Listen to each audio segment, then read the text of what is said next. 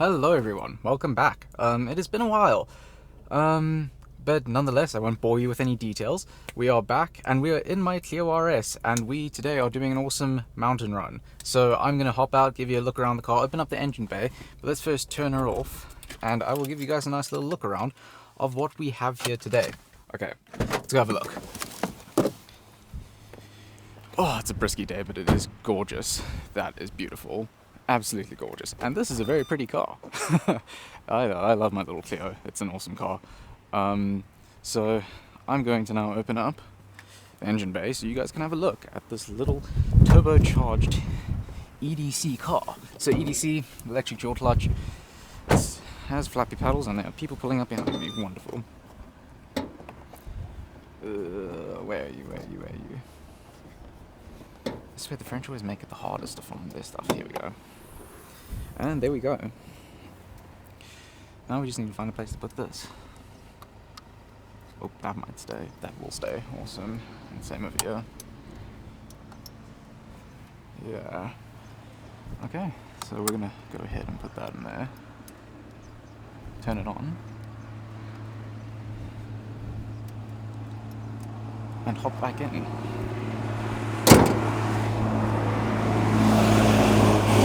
That's unfortunate. That's very unfortunate.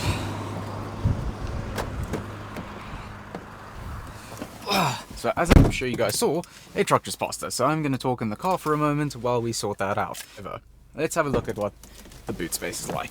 So, door handle is up here. A little bit weird, but it's fine. Open it up, hop in, and you know, I'm not the tallest person, but there's a decent amount of space here and you shouldn't have a problem with kids or shorter people. Taller people, I feel sorry for you. You're not going to be fitting in there anytime soon. Now, let's have a look at the boot space. Boot space is great. I've got my gear over there and I've got this is for my dog, picking him up a bit later. That goes in the back seat. That all fits there and there's ample space here. Yeah, there's a lot of space in this car. It's really great. Here's the RS drive button. I will be putting the car into sports mode through that. You won't see it because I'm not going to look down and press it. I prefer to keep my eyes on the road. Now, I've had this car for about a year. I really do like this car. It's an absolutely awesome time. It's a lot of fun as well, daily driving it. You can easily daily this car. Yeah, it's not a hard car to daily at all, except because it's a Clio RS, you know, it was built to go on a racetrack, yada yada, be sporty. Stop-start traffic, not this car's strongest suit, I won't lie. I don't really like driving it in stop-start traffic, but nonetheless, everything else is great. Good speaker system, everything works. Infotainment system could be better.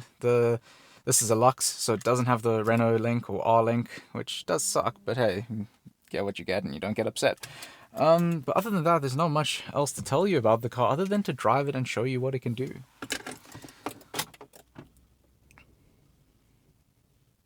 Okay.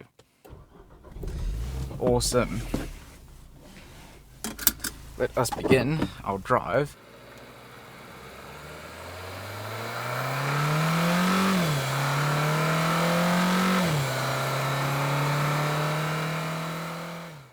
Oh, this car's... So I haven't had this car for probably since March. I haven't had this car since March. Been waiting for parts from France. But as you can tell, the car's back, looking absolutely mighty good. And I had forgotten how much fun a little car like this is. You know, you see 200 horsepower and it's not a lot. It really isn't. But the minute you start driving the car, you realize, wait, this is a fun experience. You get electrified by such a small little thing, and it's why I use it on the track. You know, it's a small car, it's front-wheel drive, it's honestly a great starter car for when you're getting used to the track. It's got everything you'd need, and yes, the previous generation's a manual, but yeah, I mean, you would probably have more fun with the manual, but I like this. This is fun. I feel like I'm playing Forza in this car.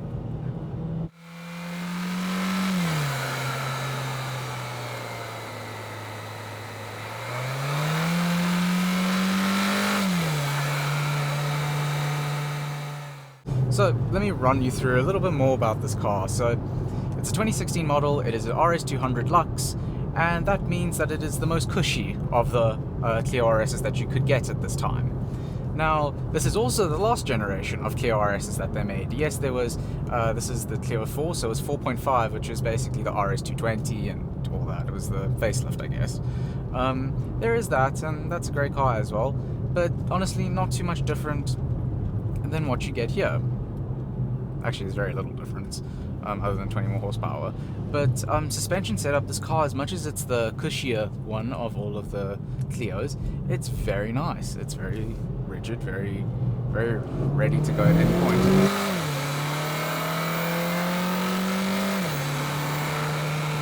Now, one of my gripes, and you're hearing it right now with this car, is the wind noise. It sucks. To put it lightly, the wind noise in this car sucks. It is not fun. And, you know, the French are funny, the hood latch, I'm pretty sure you saw, was on the left-hand side and it's a right-hand drive car. And then to furthermore put that, look at that engine bay. When I showed you guys a look at the engine bay, it was, minimal effort was put in, to say the least. They were not going for looks. Not at all. They were going for performance. And you can tell that, and it's very sad that the Renault Sport division no longer exists, and this was one of the last remnants of that. Yeah, I mean, wow, what a fun car. You can blast this through mountains all day, every day.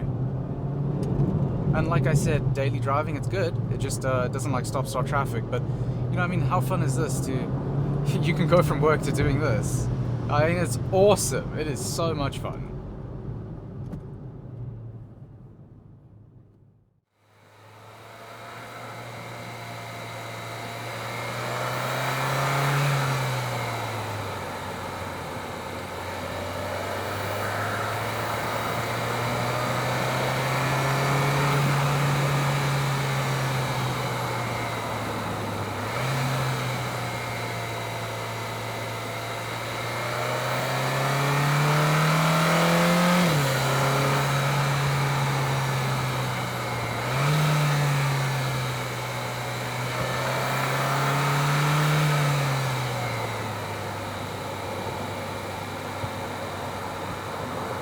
I mean, this car, it's probably why I track it a lot.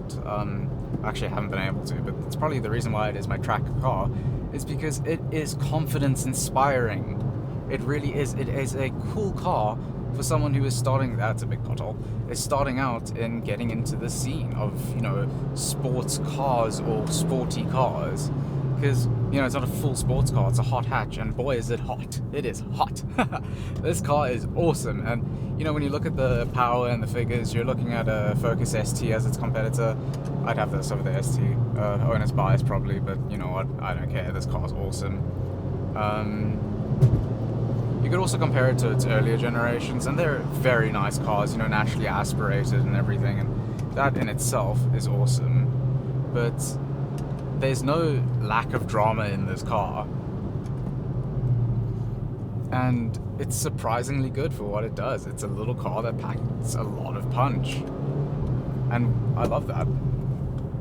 I like that a lot, to be honest.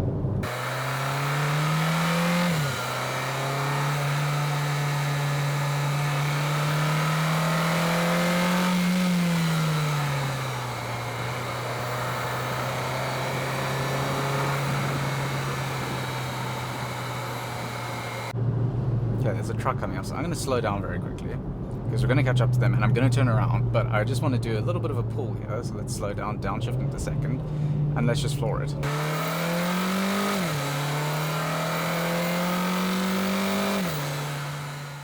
I mean, it's not the fastest car, but it's fun, you know, it really is.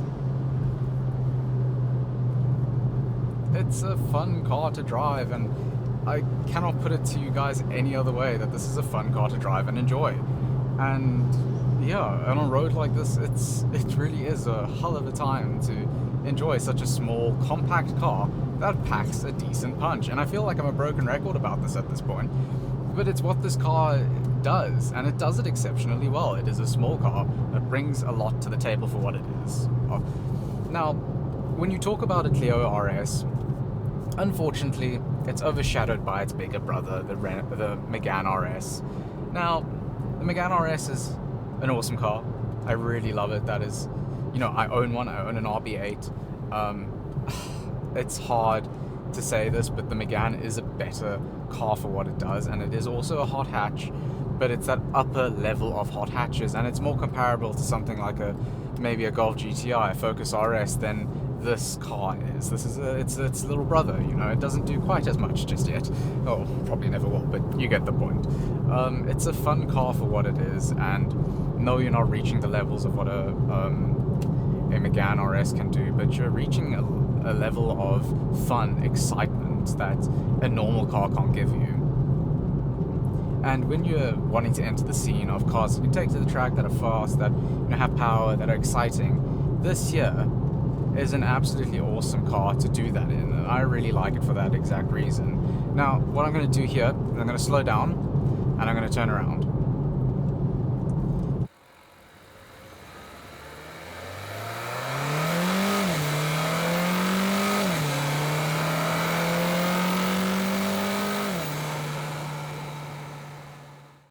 It's so much fun because you're not breaking the sound barrier with how fast you go, but you're hearing this car go through its cadences, through its gears, and it's fun to do that in this car. Oh man, what an awesome little machine. I cannot put it to you any other way than this car is awesome.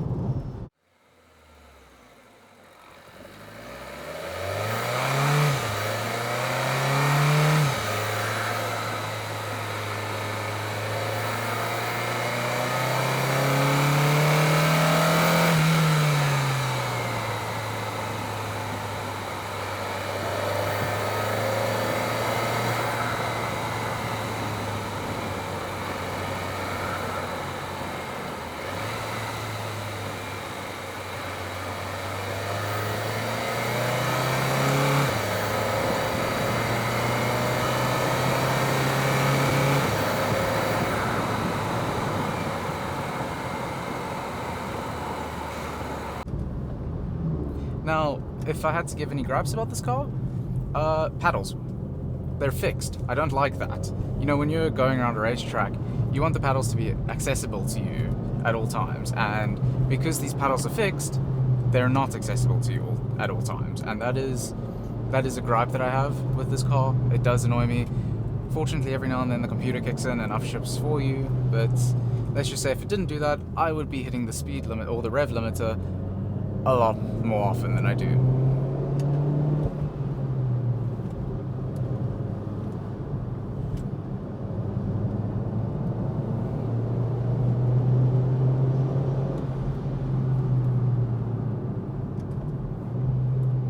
The thing I like about this car is you feel like you're going faster than you actually are. And that's an awesome feeling to have when you're doing twisty little mountain roads like this, because you feel like I'm a Formula 1 driver, you know, given the era that I came out in. I feel like I'm Sebastian Vettel, for God's sake. I'm not, but damn well feel like it.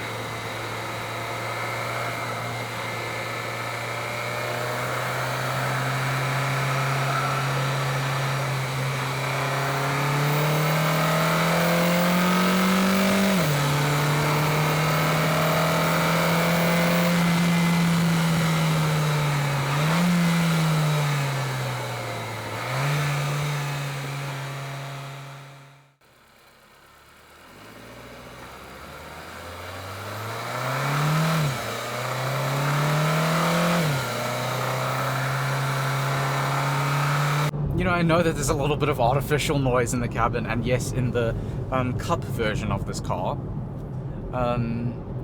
you can change the sound of the car to, there's various different options. You've got, what do you have? Got a Nissan, no. So the Nissan GTR is on the RS220, I believe, but on the standard Cup version, you've got a Mark II Clio race car.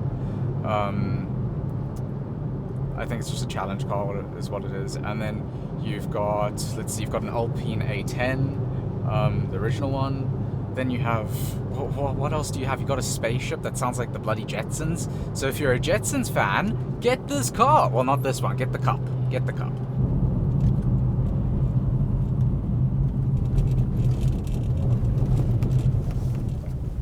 And I'm just gonna loop around quickly. Come on. There we go.